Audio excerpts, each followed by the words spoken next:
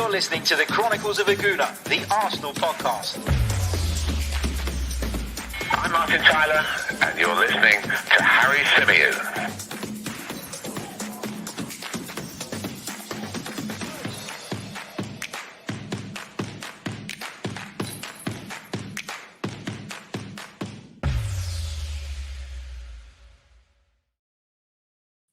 Hello and welcome back to the Chronicles of a Gooner, the Arsenal podcast brought to you by 90 Min. As ever, I'm your host, Harry Symeou. It's Sunday night, coming to you live. If you're on YouTube, if you're listening via the podcast platforms, a big hello to you too. Welcome to the show. I know we did the Arsenal Crystal Palace preview a little bit early this week because we put it out at the back end of last week, obviously knowing that this was a Monday night football. And whilst I always knew that obviously this game against Crystal Palace had huge significance, it's really important that Arsenal pick up, in my opinion, maximum points if they're going to continue to push up the table and continue to try and put right the way we started the campaign.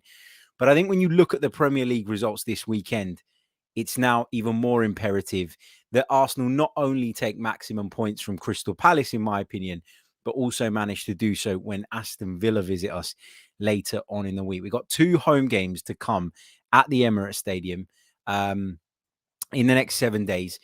Not ideal that we're having to play Monday and Friday, but it's what happens when you're not one of the teams involved in Europe. I think it's, you know, as I say, it's not ideal, but it's not the worst thing in the world. If we were in Europe, we'd have played, you know, once every 2-3 days, and now we're in a position where we've got Monday night, we've got Tuesday to recover, Wednesday, Thursday to prepare, of course, for that game against Aston Villa. And the fact that they're at home obviously makes it that little bit easier. There isn't any traveling involved.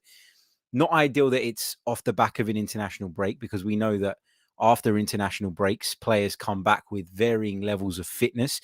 You don't really know how they got on whilst on international duty. You don't know whether they've picked up any problems. We heard from Mikel Arteta way back last Thursday.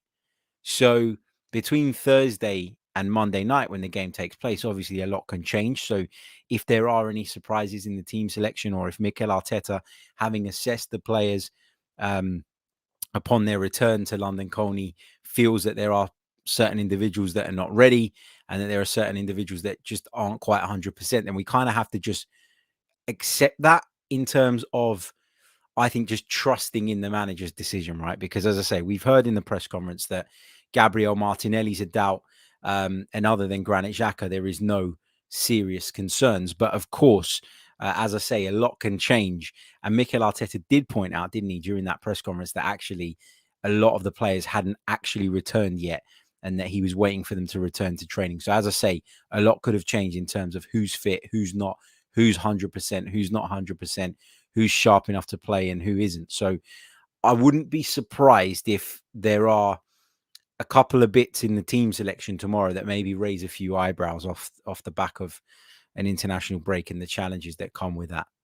But I talked about this weekend, and I talked about how important, this game is now. Well, it was already important, but it's even more important now, in my opinion, off the back of a few results in particular. And I just want to point out a couple.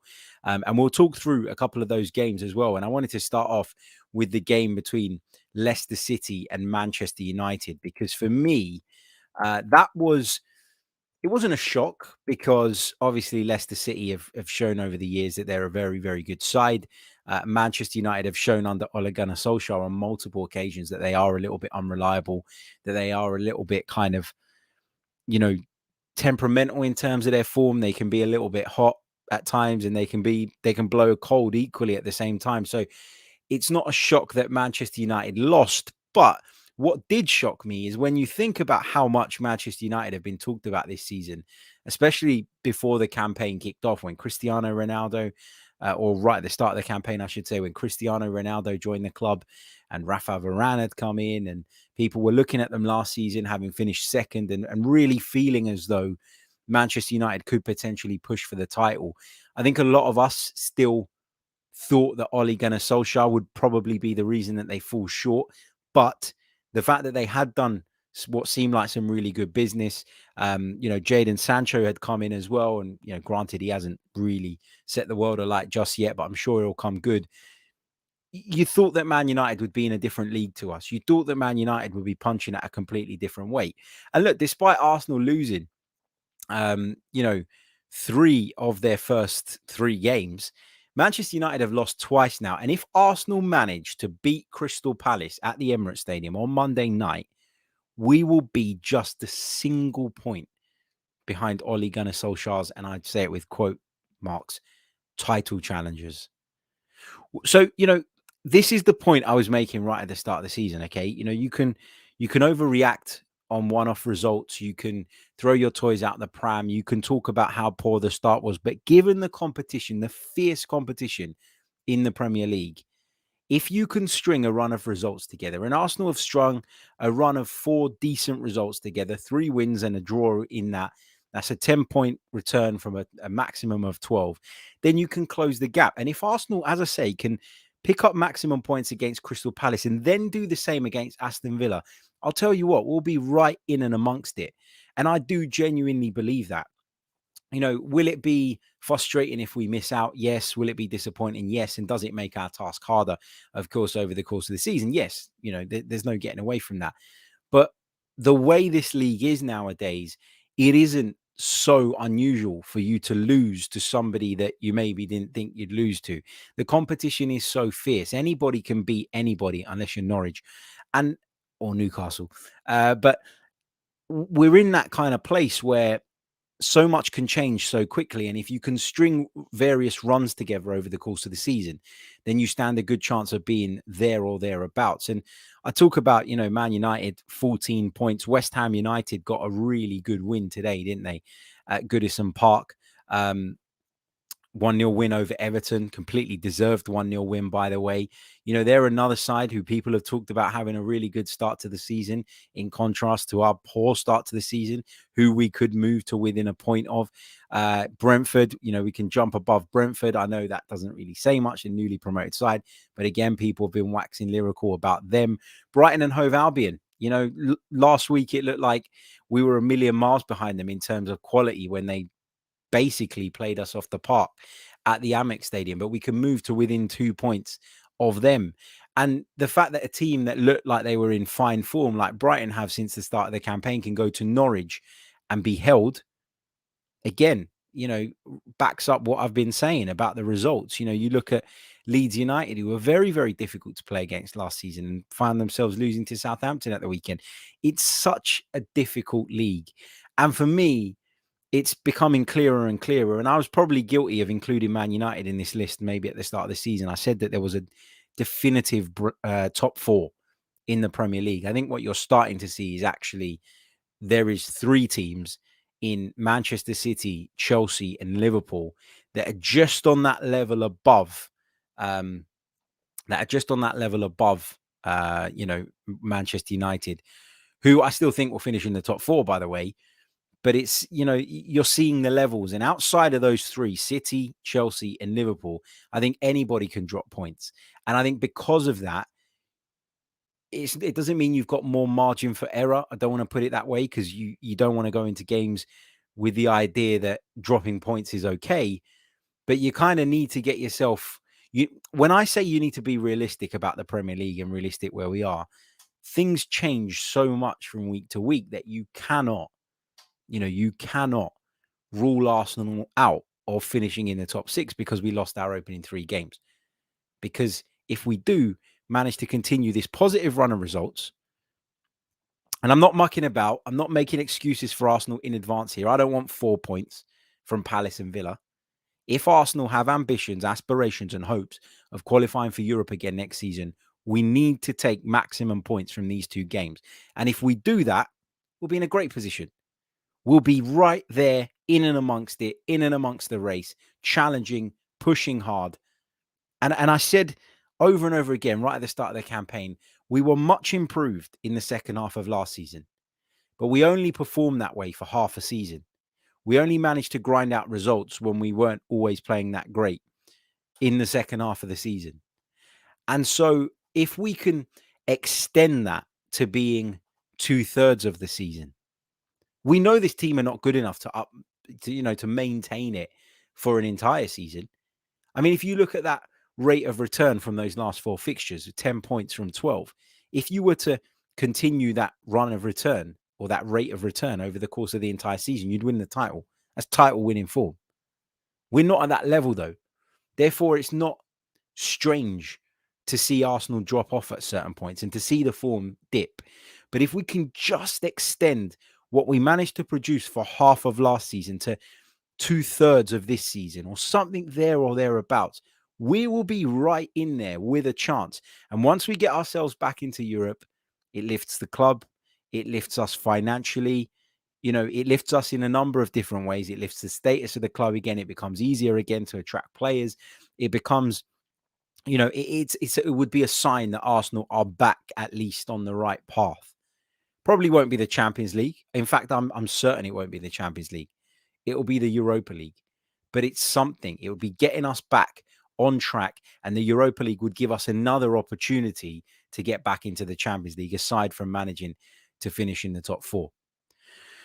So yeah, some really interesting results this weekend. Would have been nice if Spurs dropped points as well. And I must say, when they went a goal down at Newcastle in front of a packed St. James's Park this afternoon, I thought that maybe, just maybe, our luck was in. But it wasn't to be. Tottenham came back, made it a little bit nervy for themselves at the end with Eric Dyer's horrible own goal. But of course, that game was pretty much overshadowed, wasn't it, by the incident that took place during the game. Obviously, a member in the crowd needed medical attention. It was an emergency. We saw the players react, and look, they're Tottenham players, and I am very tribal, and that is part of football, but some things are more important than football. And I think that when you look at the way that they reacted, the way that Sergio Reguilon acted, and the way that Eric Dyer acted, and actually that Newcastle doctor was a bit slow, wasn't he? He's like, he needed a kick up the backside, but bless the poor guy, he probably didn't really understand what the situation was. And I'm sure if he did understand instantly, he'd have been a little bit quicker to kind of get his arse across the pitch with a defibrillator in his hand. But look, the good thing is that the guy got the attention that he needed. He was stabilized. He was taken to hospital, and the game was able to continue, and everybody's okay. But as I tweeted out during the match, like, things like that really do, for me anyway, and I don't know about you guys, put it into perspective when we sit here and we bitch and moan and cry and whine about how bad our football team is, that when something like that happens, it's like a switch flicks and football is no longer relevant. Tribalisms and loyalties are no longer a thing, and it becomes about making sure that that person was all right. And it's, I'm not saying that these incidents are good to see. Of course they're not. They're horrendous. And as I said during the game, I don't believe that any football fan should get up in the morning, put his team shirt on, go to the football stadium, watch a game, and then not return to his family. So great that he's been stabilized, and hopefully he makes a full recovery. But the point I guess I was trying to make was, it's good in a way. No, the incidents are not good. They're not positive. But what is positive that can be taken away from these incidents is that the reaction of those around them, responsible, quick, concise. And that's obviously proven really important in saving this person's life, just like it did in the Euros with Christian Eriksen, when his teammates spotted what had happened and acted really, really quickly. So it's great to see that, and at a time where, the COVID pandemic hit, and a lot of people were kind of bashing footballers, weren't they? Saying, they should be doing this and they should be doing that, and they should be role models, and they should be role models in a lot of ways. But when they act like that, when you see players act like that, as I say, really quickly, really cleverly, and really smartly, then that is also being a role model. And that won't get highlighted as much as the bad things they do. So it deserves the airtime. It needs the airtime, because if somebody else had done that, we'd be talking about what a hero they are. But because it's footballers, sometimes that stuff gets overlooked. So even though they're Spurs players, even though that tribalism is there very much deep inside me, you have to give them credit where credit is due. They were fantastic in dealing with that situation. Unfortunately, the guy was okay. Right, let's go back to the Arsenal talk. But before I do that, I just want to say I did find it a little bit hilarious this afternoon because, listen, I'm one of those people that's been talking about the Newcastle takeover and is very much feeling a little bit uncomfortable about it, about where the money comes from, about all the things that have gone on in the background, and the fact that we can't keep allowing anybody to just walk into our game, wave the cash about, and take control of things that are so key to our culture. Um, I did say during the week as well on the 90 Min show that for me, although I was uneasy about this, I don't hold the Newcastle fans accountable. They're not the gatekeepers for morality in the Premier League. Once you let Abramovich in, once you let the Qataris in, the Abu Dhabi group at Manchester City, etc., who all have questionable sort of history when it comes to human rights and various other issues, then you've let that ship sail and you're not getting it back. So I don't see why Newcastle fans should be penalized, but Newcastle fans turning up dressed up as Saudis is a little bit weird to me. I don't know. I find it weird. And if I was a Saudi, I might look at it as though you're kind of mocking me. I don't know. I don't like it. I don't like it. Like, you're a lad from Newcastle and it's not you. So why are you trying to, it's not a fancy dress party. You're going to a football game. So yeah, that feels a little bit awkward for me, a little bit weird. But it was almost as though, because of the hype and the anticipation and all the buzz around Newcastle United and this new era, this new beginning, that people just simply forgot how shit they are. 19th in the Premier League. Haven't won a game yet. Awful defense. I think they've conceded 19 goals now in their first 8 games, which is horrendous. So yeah, it's a stark reminder to people, isn't it, that although Newcastle have this financial power, have this financial muscle, and probably will push on now, and probably will, over the course of the next few years, start to close the gap on the elite, they're a long way from doing that. And they still need to buy right. They still need to they still need to appoint right in terms of managers and sporting directors and all of that stuff. But that was my main takeaway from the game today. Despite everything that went on, my biggest takeaway is I think everybody pretty much forgot and overlooked how shit Newcastle United are and how much work actually needs to be done there. And people were talking about Steve Bruce. It's his 1000th game. You got to give it to him. You can't let him go. And if he keeps his job after another performance like that, then God help us. But anyway, let's get back to Arsenal. And as I say, we were talking about how significant it is or important it is that Arsenal do take 6 points from the next 2 games. And I'm saying that now because I genuinely believe it, because I'm looking at the landscape and I feel as though we've got a bit of a get out of jail free card. We've come back from an international break. We got away with it at Brighton. We didn't play very well. We got the point and we got away with it. Now we're going to into 2 consecutive home fixtures. Manchester United have dropped points. Aston Villa, another side that people were worried about with regards to us at the start of the season, dropped points. Wolves came from 2 goals down to beat them 3-2 at Villa Park. Everton have dropped points. Brighton have dropped points.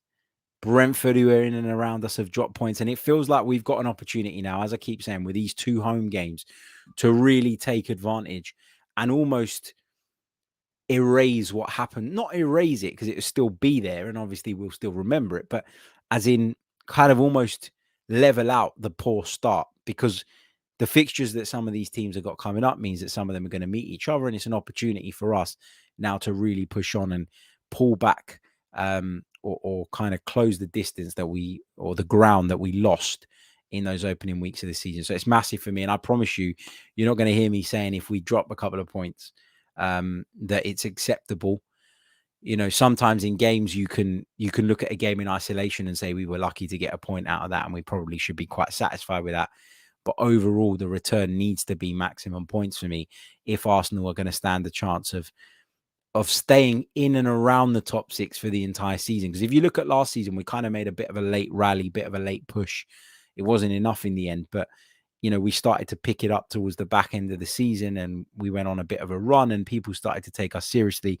But unfortunately, there was just too much to do. So I want us to be in and amongst the kind of race throughout, because while you're in it, you've always got a chance. And I think if we were to be in it throughout the course of the season, even if we struggle and maybe, I hope we don't, but maybe just miss out, the fact that we would have been in the run for the whole course of the season would, to some people at least, signify some progress. So yeah, I'm keen, desperate in fact, to see Arsenal maintain the pace over the course of the season, which is why I think these two fixtures are so important.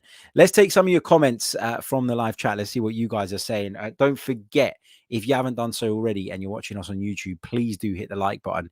It really does help. Subscribe to the channel if you are new. That also helps, and we'd like to get to 17k as soon as possible.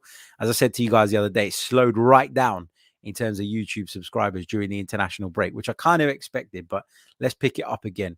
It has been tough. It has been difficult to keep putting out content over the last couple of weeks when there's been so little to talk about and so little action involving no action involving the Gunners. So we got through it now, and we're back on track. So please, as I say, hit the like button if you haven't done so already. Subscribe to the channel if you are new.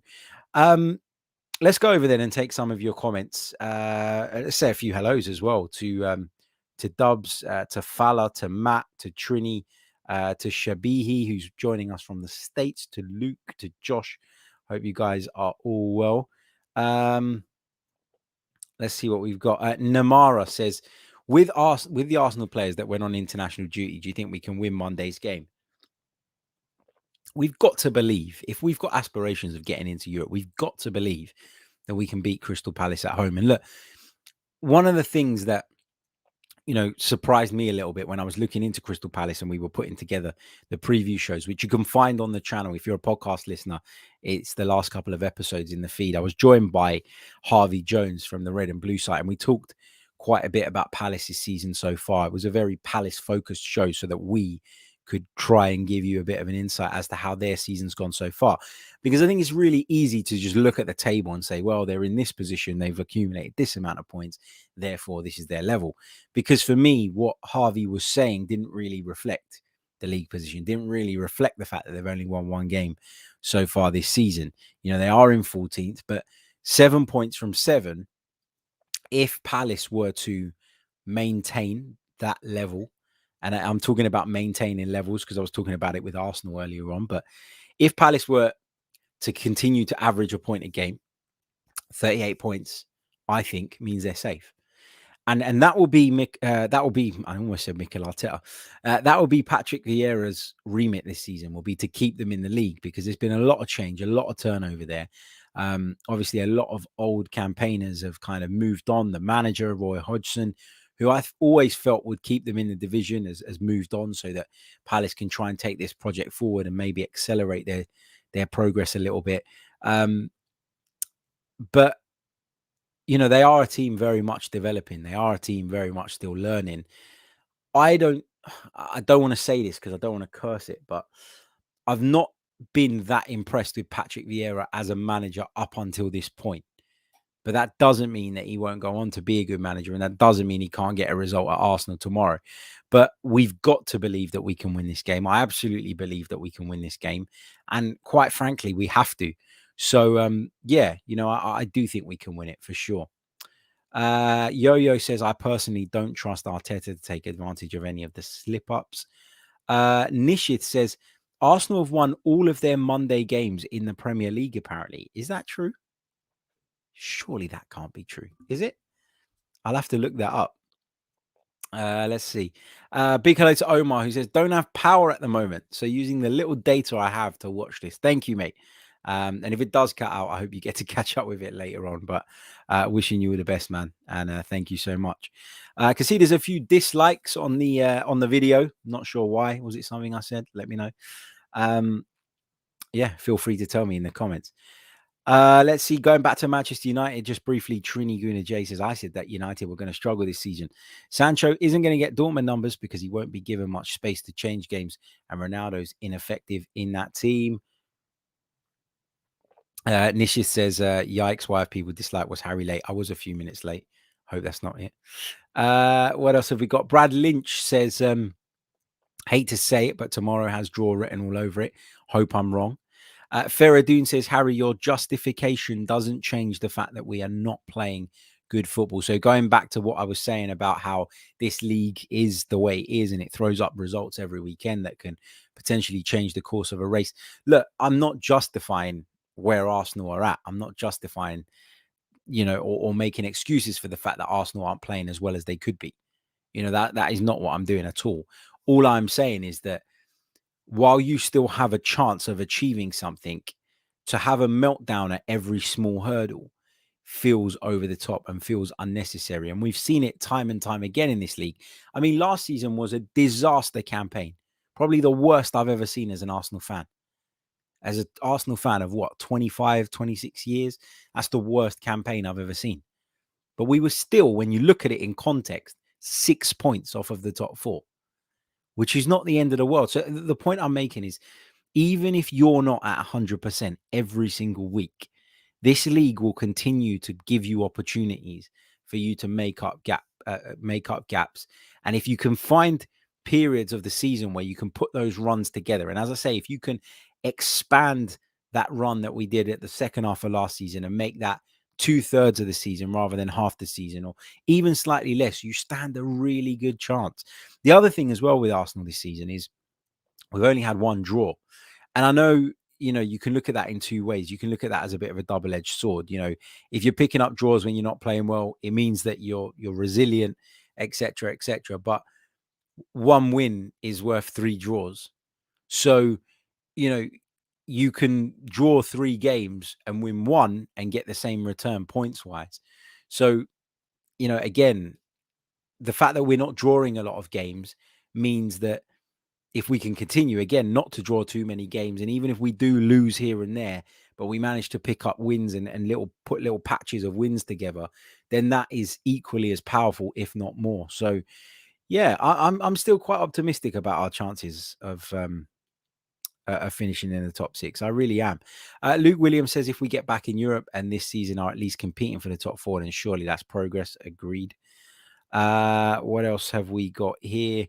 Feradoon says, if. Yeah, but I can't give you... I have to talk in ifs and predictions ahead of a game that hasn't taken place yet. I can't give you hard, cold facts about a game that hasn't unfolded yet. So it is going to be ifs. That's what preview shows kind of are at the end of the day. Josh says we've got to keep the momentum going. Completely agree. Brad Lynch says too many variables to call not finishing top 4 a failure. Yeah, look, I don't think not finishing top 4 will be a failure. I think it's going to be incredibly difficult to finish in the top 4. So, yeah, my expectations are pretty realistic around that, I think, anyway. Ale Ozani says, I don't think it's you, Harry. Delu the Gooner has been getting a lot of dislikes on his videos as well. Must be a problem with YouTube. Sodra Sadodo said, I hope I've said that right. Says the video is good. Everything you post is class. Thank you, mate. And look, a lot of people, there are a lot of bots and stuff on YouTube. I don't really buy into it too much. Just wondered because a few people put it in the comments. Let's see what we've got here. Inter says, does it matter if we win or lose? There never seems to be pressure. Of course it matters. Of course it matters. The pressure on Mikel Arteta is a lot. There's a lot of you out there that want him gone now, that don't even want to give him longer to turn it around. So, of course, the pressure's there. And although the club will publicly back him, and they will continue to do so, I believe, for a while at least, until things get to a point where his position is untenable, you have to remember that they are looking in, they are listening. There are people at Arsenal that look at social media, that use it to gauge the fan opinion, that use it to try and understand exactly where the fan opinion is at. And fan opinion does play a part, not the biggest part necessarily, but it does play a part. And they do have their ears as a football club very close to the ground. So don't think that the online kind of presence and the online narrative and rhetoric and all of that is completely overlooked and ignored by the club, or almost blocked out, because it isn't. And I know that it isn't. Let's see what else we've got. Someone just clarifying that stat, which is a really good one. My God. undefeated since 2015 on Monday nights.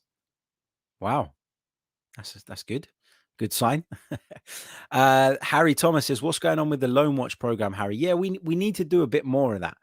But what I want to do, and I was thinking about this last week, and admittedly, I haven't had the time to put it into action yet. I want to get people on that watch those clubs at which our players are currently on loan specifically, because I've got to be honest, I don't have time to watch Stuttgart, Marseille, Newcastle every single week. So it would be interesting to get people with a greater knowledge so that they can perhaps provide us with an insight as to how some of those players are getting on. So I will do that. I promise you. And if I don't, keep bugging me in the chat, because sometimes I forget things. I've got a lot going on at the moment with work and stuff. So it is really, really busy, and I get tired, Let's see what else we've got. AS says, Harry, any idea what the Crystal Palace team will be if you had to guess? I'm going to just bring up what I was looking at the other day ahead of the preview show that we did. And I was actually looking at Crystal Palace's lineup against Leicester City in their last Premier League outing, because admittedly, I don't know exactly what Patrick Vieira is going to do, but the lineup he went with that day was Guaita in goal. It was Ward, Anderson, Gueye, and Mitchell across the back line. I think we can be certain that if they're both fit and available, Anderson and Gueye will be the centre-back partnership.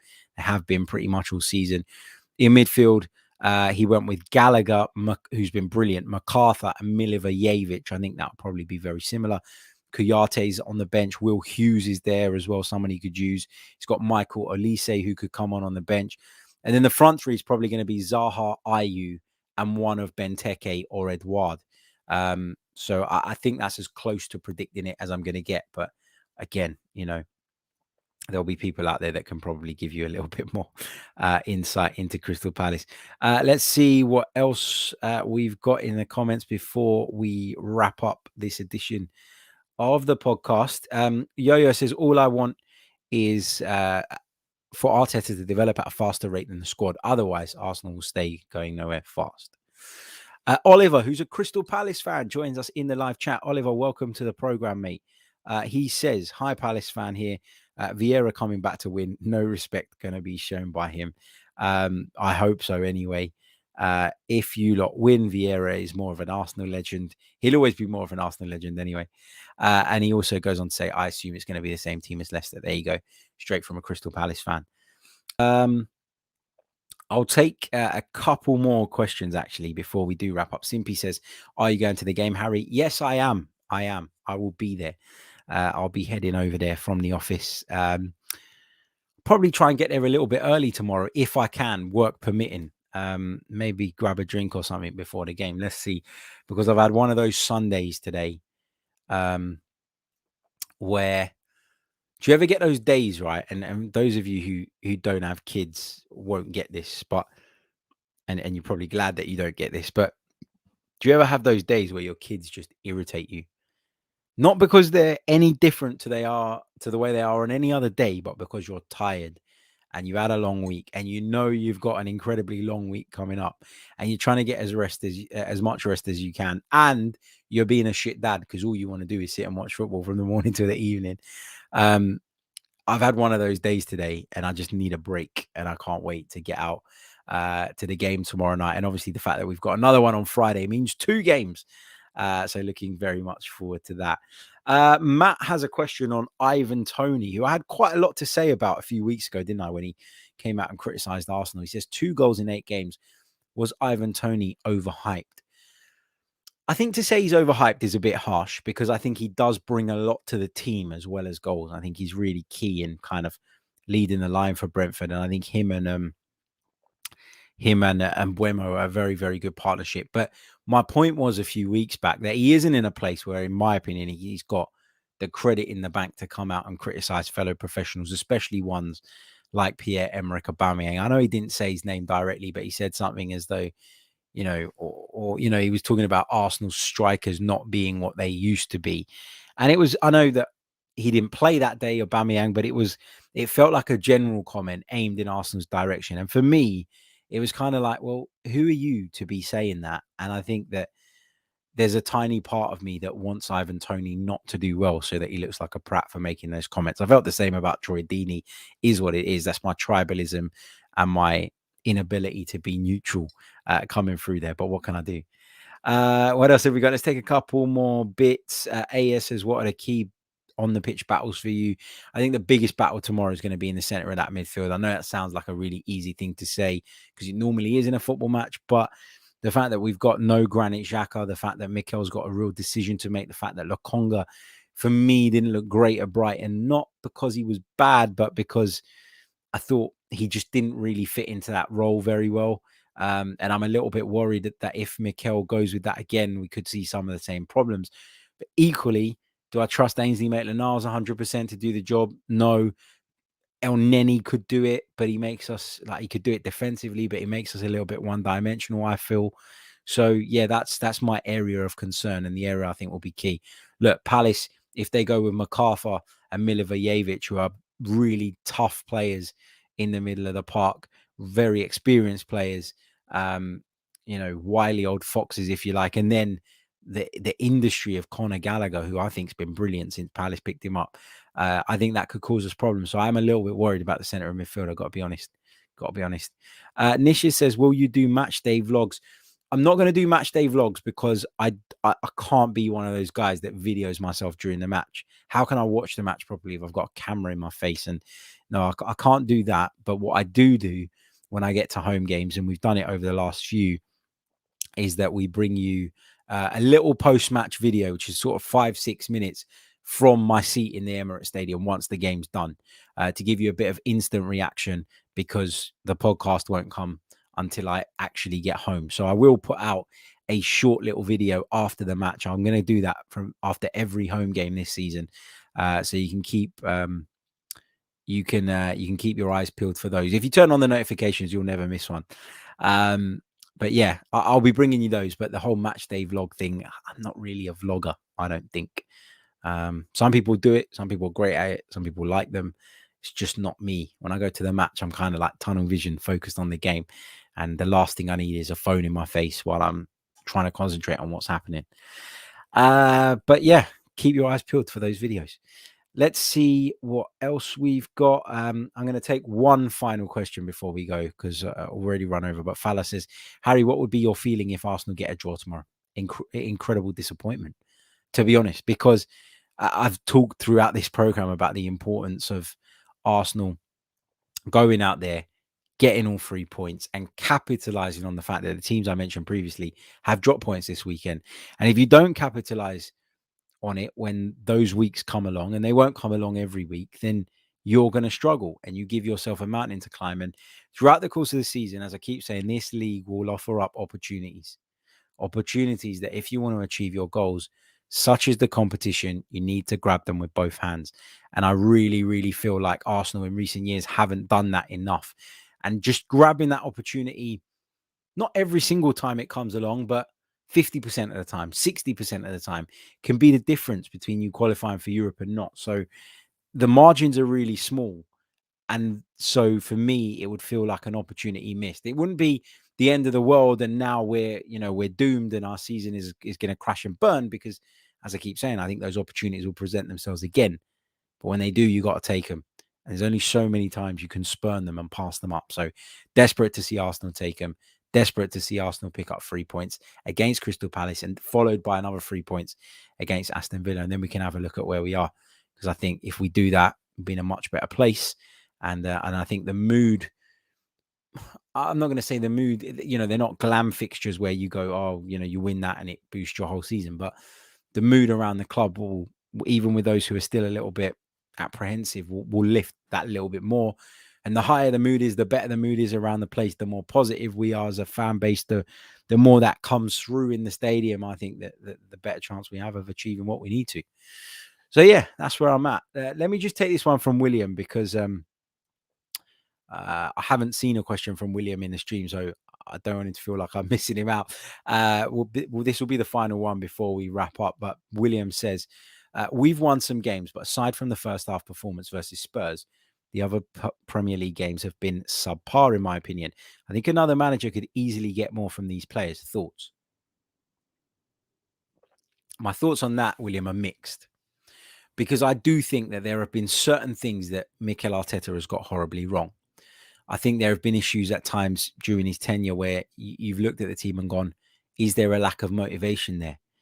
And I know people will say, well, motivation is down to the player. As a professional, if you can't get yourself up for something, then, you've got the issue. But no, a degree of that, a lot of that is on the manager.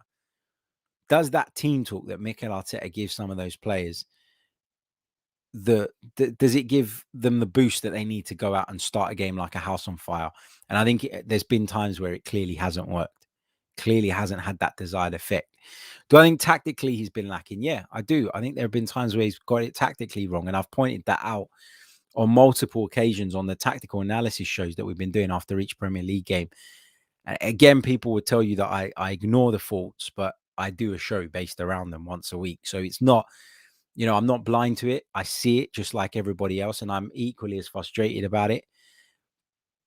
But I also think that we are guilty of, as a fan base, of overhyping a lot of these players that we have at our disposal. And as a consequence of that, we are sitting here every week going, well, we didn't play as well as we could have.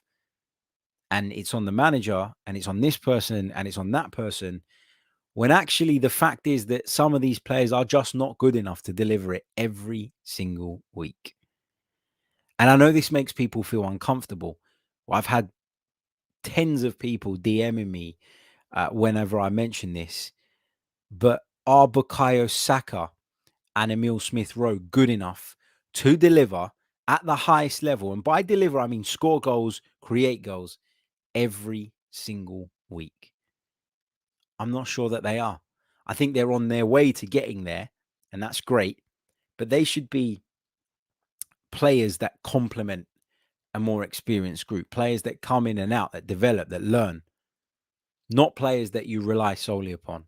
And our success, our relative success this season, will be dependent on whether they can get to that level because of how much we rely on them. Not just those two, but Martin Odegaard, a number of other players, Lokonga, who's clearly going to have to play a lot more football now, Tomiyasu, Ben White, etc., Ramsdale. Our season will depend on how quickly those guys can increase their levels of consistency. I genuinely believe that, because on their day, they're all brilliant, and on their day, they can destroy anybody. But does that day come often enough? And it's not a criticism of those players, because for me, they're just not at that point in their careers. We should not be in a position as Arsenal Football Club where we are so heavily and solely reliant on those guys. That's an issue with the club, not those players. So I don't hold it personally against them. I'm not pointing the finger at them as if to say, it's their fault that we're not where we are, that we're not where we want to be. But I do think, and I said it throughout the summer, to go into the season relying on this young core of players to deliver for you 5 weeks out of 6 is an almighty gamble. And it's a gamble that will either pay off and stand us in very good stead for the years to come, or blow up in our faces. And only time's going to tell which one it's going to be. Right, I'm going to leave it there. Thank you all so much for tuning in. I can see a couple of you asking me if I'm going to watch Juve Roma. I am. That's why I'm jumping off, because I'm going to go inside, pour myself a nice glass of red wine, get out some pistachio nuts, peanuts, one or the other, whatever I've got in the cupboard.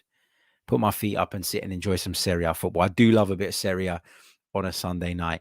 I'll catch you all very, very soon. Hope you've enjoyed the show. Make sure, if you haven't done so already, that you have hit that like button. How many likes have we got on the board right now? Let's have a quick look before we go, because we got 81. Come on, let's get it up to 100 at least. We got 17 dislikes apparently.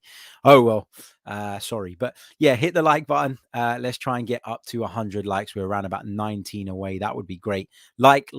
Subscribe to the channel if you are new.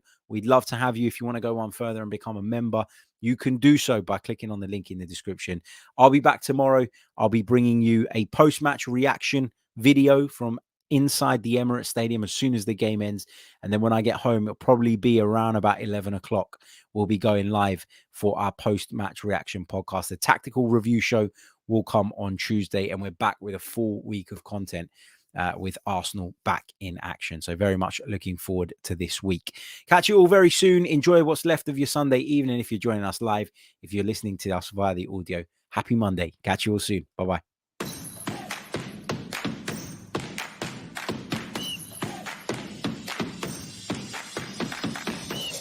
You're listening to the Chronicles of a Gooner, the Arsenal podcast. I'm Martin Tyler, and you're listening to Harry Symeou.